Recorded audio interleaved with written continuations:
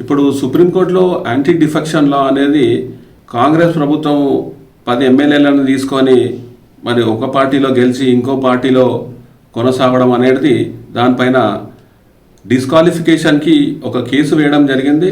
మళ్ళీ సుప్రీంకోర్టు దానిపైన పెద్ద తీవ్రంగా అది డిస్క్వాలిఫై చేసే పరిస్థితికి వచ్చేస్తున్నది.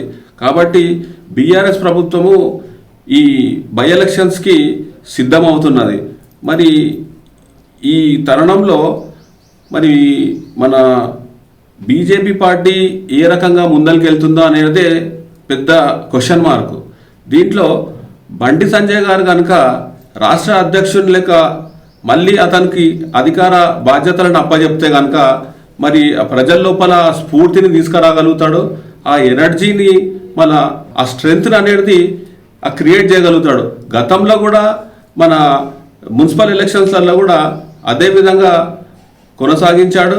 మరి ఈ రకంగా అతనికి కనుక నాకు తెలిసి చాలామంది కూడా బండి సంజయ్ గురించి ఇదే రకంగా మాట్లాడుకుంటున్నారు. మరి దీంట్లో ఇంకా కూడా మనం చైతన్యం తీసుకురావాలా.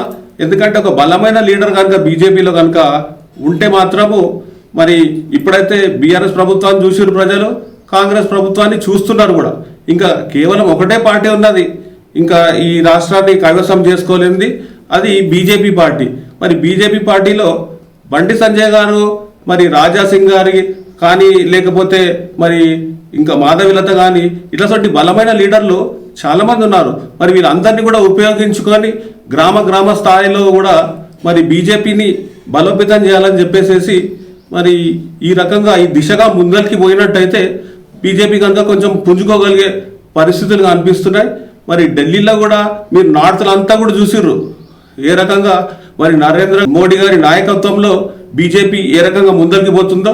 కానీ సౌత్నే చాలా వీక్గా ఉన్నది. మరి కేవలం బండి సంజయ్ గారు దీన్ని ముందరికి తీసుకుపోగలుగుతాడని చెప్పేసి ప్రజలందరూ కూడా ఆశిస్తున్నారు. ధన్యవాదాలు.